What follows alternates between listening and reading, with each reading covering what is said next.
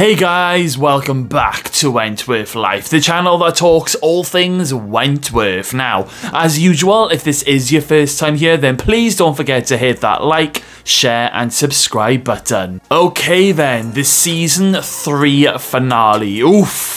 This is a good one. This was definitely Wentworth's biggest season final at that time. The bar was being lifted in every season, and by the time this one came around, we were all pretty much screaming at the television screens, biting our fingernails and calming our nerves with a big stiff drink. This is indeed the Great Fire of Wentworth, but before we delve into that part of the episode, let's quickly take a look at the build-up.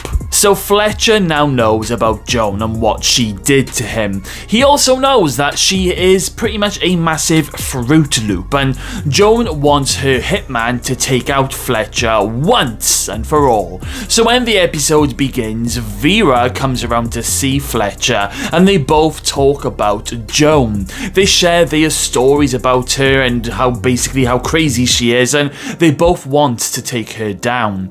Vera decides now is the time to report everything to the board when she goes, into work the next day. Joan, on the other hand, is seeing ghosts, all of the ghosts who she's murdered.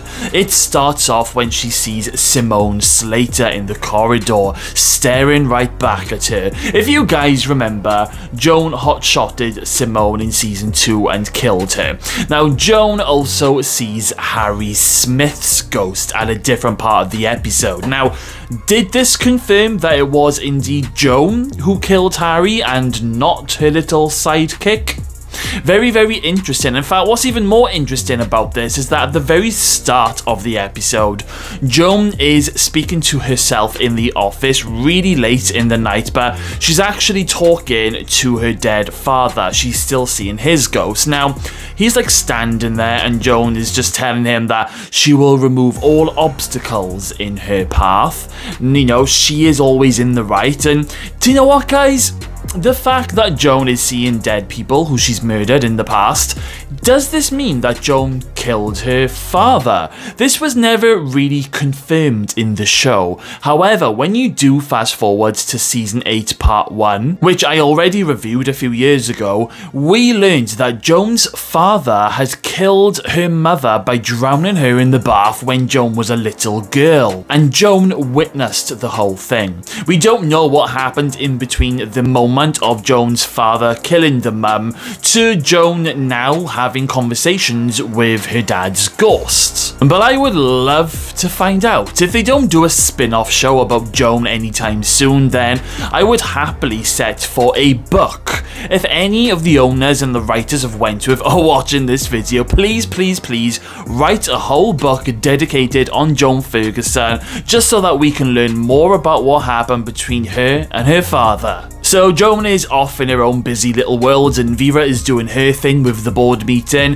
Kaz Proctor, she comes to see B at the prison with the name that B wanted, the man in the mirror. Now, of course, as we all know, the guy's name is Nils Jasper, and as soon as Kaz relays this information over to B, B ends up betraying Kaz and telling her that she doesn't give a shit about her or the Red Right Hand, and Kaz is not happy. She goes nuts. She's banging on the glass and she's, telling B that she's a freaking user. Now, bear in mind, Kaz and the Red Right Hand idolize B. To them, B Smith is god or goddess. So for B to do this to Kaz, well, let's just say things are not going to go down too well in the future.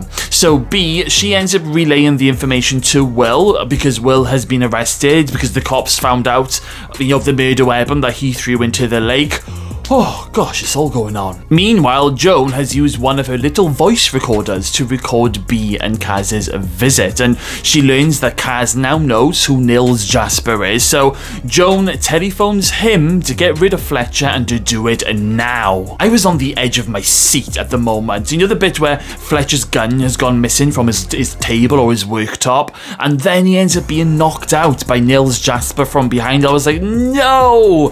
I literally thought that this was going to be the end of Fletcher. However, when Nils Jasper tries to use Fletcher's hands, you know, to try and make it look like that he's shooting himself, Fletcher opens his eyes and he ends up kicking Jasper off him and shooting him in the kneecap, and it's great. I jumped up and down with joy when Fletcher finally did this. Now, we didn't actually know this at the time when we were first watching, but these were some of Fletcher's final ever moments on the show, because Fletcher doesn't return in season 4. I'm not sure why. Maybe the writers felt his character's story had come to an end, or maybe the actor who was playing Fletcher wanted to move on into a different journey. I have no idea. But either way, the scene where the cops arrive at Fletcher's house just after hearing the shooting is the final scene for Fletcher.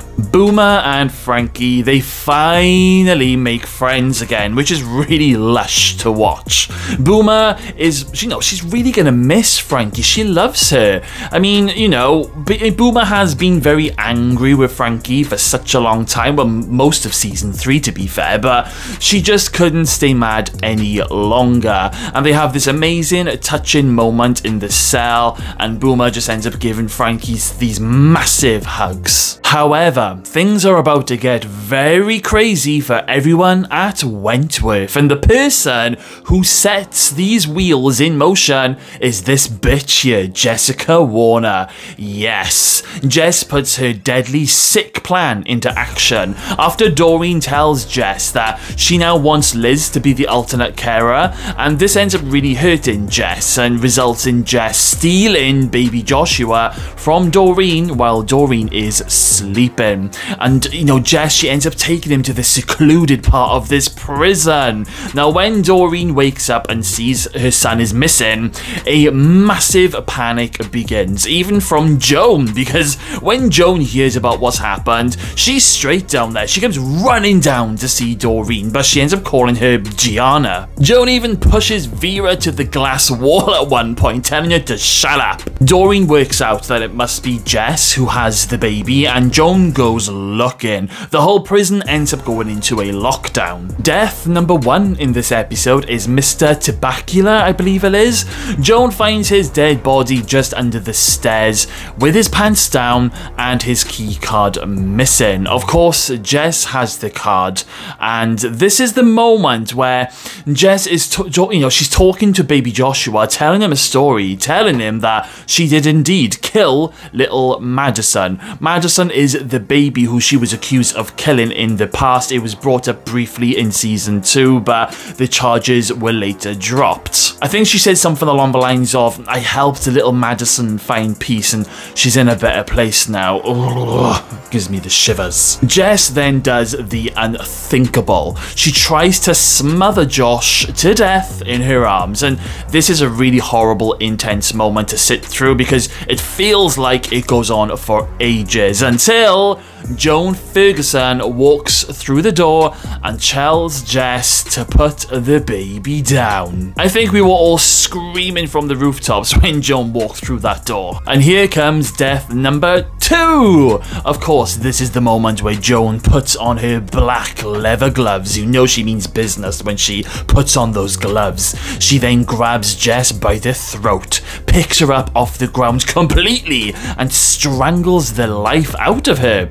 I can remember when I was first watching and saw this scene, I was watching it with one of my good friends, Bethan, and both of our mouths just hit the floor. We were like, wow, Joan is friggin' strong. And as the scene was playing out, I couldn't help but think in my brain, who on earth could even beat Joan in a fight at this stage? As much as I love B. Smith, I don't think even B would be able to beat Joan in a bare-knuckle combat. So Jess is dead, but now Joan needs to try and cover up what she's done. Now Joan decides to do this by covering Jess with a load of cardboard boxes, placing a heater by the boxes, so the boxes and Jess's body gets set on fire. I shouldn't laugh, this is actually quite a horrific scene. It's just, the thing is, I always think to myself, what was going through Joan's mind? I mean, there could have been like a million and other ways of trying to cover up what she did, but yeah, let's just set the whole prison on fire, because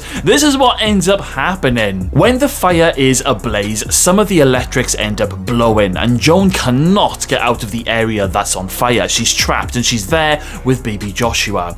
Now, the scene where Joan is banging on the gate, screaming out for help while holding Joshua, my God, my heart was pounding out of my chest. That scene alone, in my opinion, is one of the most intense moments on Wentworth, in fact on any TV series, especially when the fire was dripping onto more of those gas cans. I was like, oh, I can't cope. With the prison on fire, everyone is evacuated into the yards, but Bea and Frankie, they hear, that baby Joshua is missing, and they decide to hide in the prison so that they can go back and try and find Jess and the baby. Now, they end up splitting up, and Bea ends up discovering Joan and Joshua, and Bea is like, what have you done?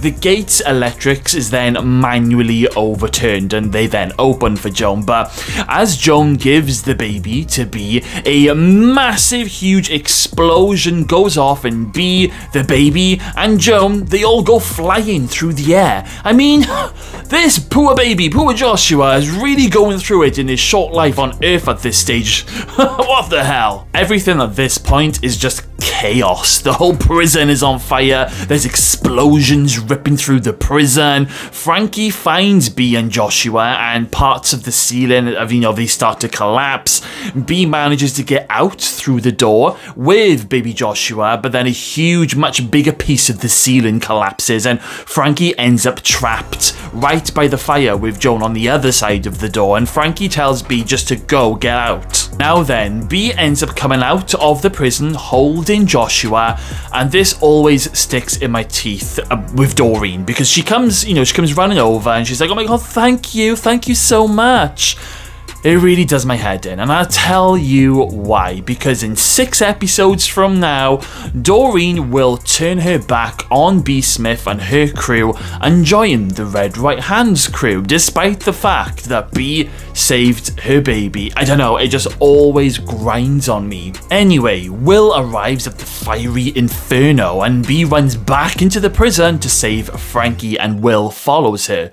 Now, when they arrive, lots more of this ceiling has caved in, and they end up having to dig to get through the doors. Now, Bea ends up grabbing and taking Frankie, and Will goes to get Joan. And I love the bit when Bea is like, oh, just leave her, let her burn. So Bea ends up saving Frankie, and Will ends up saving Joan, and the prison, well, that's one hell of a fiery mess. Now, I love this bit where Joan is being taken away by the cops. Just look at the state of her. She looks like she's just been dug up. Do you know who Joan always reminds me of in this moment?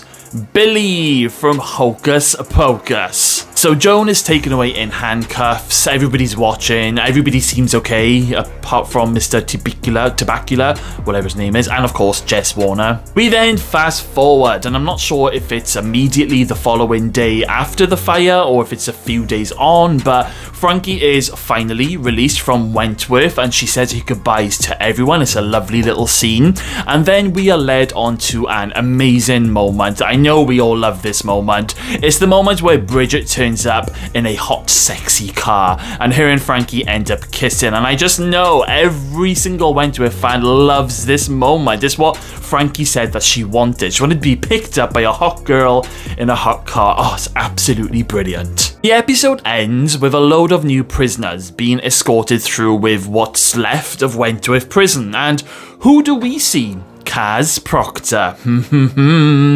Joan reported Kaz to the police after she overheard that, voice recording between her and Bea Smith. Now, Kaz clearly thinks it has something to do with Bea, and as Kaz is walking past, she locks eyes with, top dog Bea, and Kaz does the little throat slice signal to Bea, and I was like, ooh, let the battle commence. And then the episode ends. So this was a super season final, and I loved every single moment of it. The episode had everything: death, disaster, Joan and Nils Jasper getting their just desserts, and Jess getting her horrible ending that she deserved.